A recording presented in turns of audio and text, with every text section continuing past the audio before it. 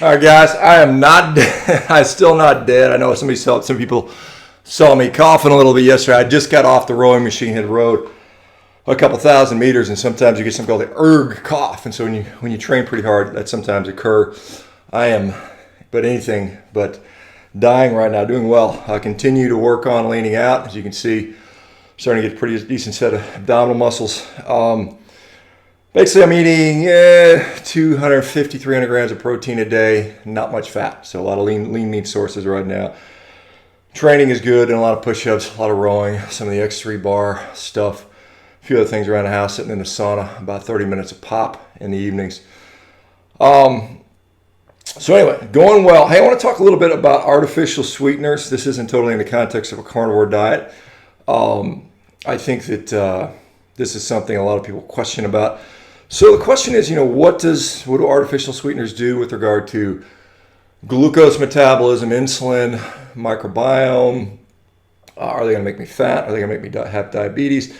So there's a lot of studies out there conflicting. There's some studies that will show that non-nutritive sweeteners, including stevia, sucralose, aspartame, all these things affect something called sweet taste receptors that are in our upper GI tract, in our mouth, down in the upper part of the GI tract. And what that does is it, through a neuroendocrine interaction with some of the incretin hormones, and so we have something called gastric inhibitory peptide, which is now called glucose-dependent insulinotropic peptide, and then further down in the intestinal tract towards the ileum through L cells, or something called glucagon-like peptide 1. There's a glucagon-like peptide 2, which has less relevance here. But GLP-1 is a major potent stimulator of insulin. So the pancreatic beta cells are stimulated by GLP-1, and GLP-1 senses nutrients. In fact, if your glucose concentration in your GI tract, sensed by these L cells,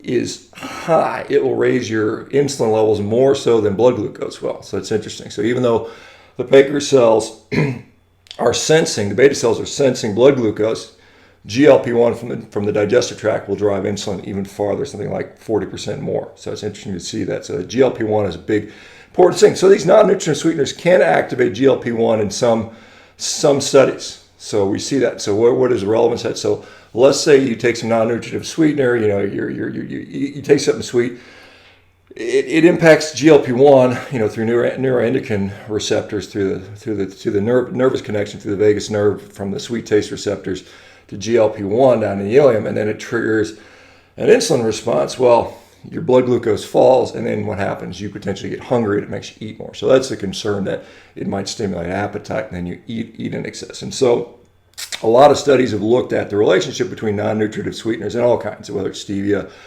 sucralose, aspartame, saccharin, so on and so forth, and have seen a relationship between the development of diabetes as well as insulin resistance. And the problem with that is almost all those studies are confounded by obesity. That is to say, if people are lean and they eat non-nutritive sweeteners, it doesn't seem to drive them towards diabetes or insulin resistance. And so the question then is it making people hungry and they're getting fatter and therefore they're becoming diabetic? And so that's the question there. So it's hard to really say. My take on that is, for people on a carnivore diet, that have these sugar addictions, these cravings, I would completely cut it out. I would spend 3 months, 6 months, get off this sort of sugar carb addiction, break that, and then are they going to be deleterious to you in small doses in a way that you can have discipline enough to not start eating like crazy? I mean, is that possible if you do it infrequently? And I would say for most people, probably that's the case. The question about whether it impacts your microbiome, very little data on that. There's some studies suggesting that some sweeteners, I think sucralose was one, that might increase the amount of Bacteroides in the GI tract, and therefore might have a deleterious effect on glucose metabolism. Really, that stuff, I'm not too excited about the microbiome, quite honestly, as I think we're just too far into it. So the other thing, I would say is, people taking whey protein. A lot of whey protein will have stevia or sucralose most commonly in that.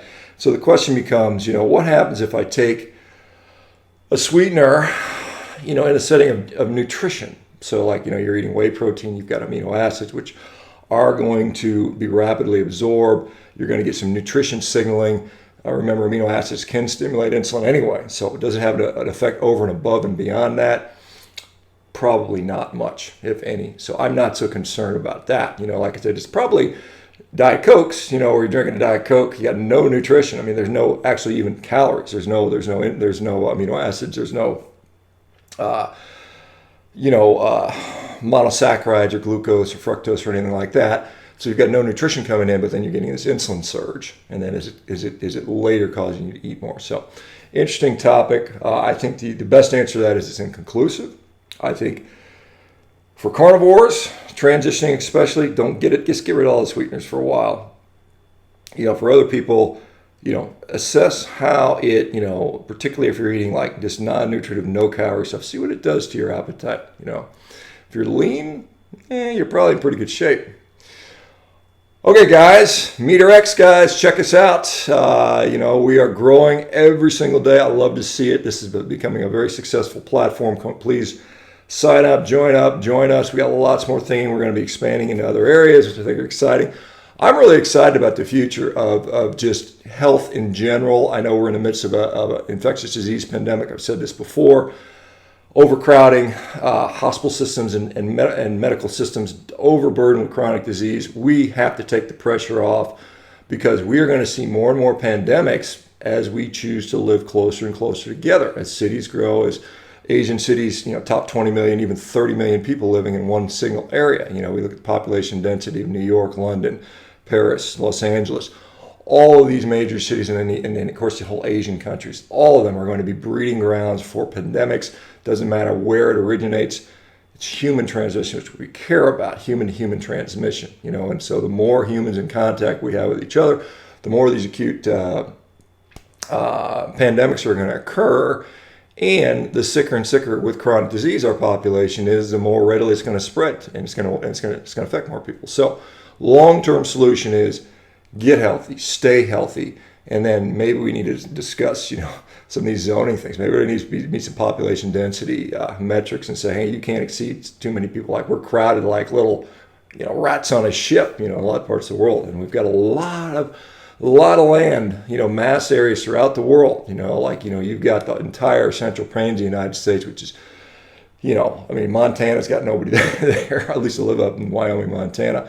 You've got Great Plains of Africa. You could develop infrastructure over time and take some of the pressure off the population crowd. But this is a 50-year plan, guys, and I'm not in charge of that. But I think that's my realistic 2 cents. What you can do personally, improve your health, get rid of chronic disease, be strong. Yes, I think meat is an important part of health, whether it's immune system or lean muscle mass or whatever. That's something that's part of the diet, not eating the junk. I see people in the grocery stores loading up on just garbage, just literal junk. And I'm like, that's what you're choosing to ride it out from? A lot of people are afraid they're not going to get there. They're not going to get their cheesecake or their Twinkie fix. Oh my God, they're going to run out. What am I going to do? Oh my God, I'm going to be in an energy crisis. This is a problem, people. Metabolic flexibility. You should be able to go 2-3 days without eating without a problem, All right, guys, have a great day. I'll see you soon. Bye-bye.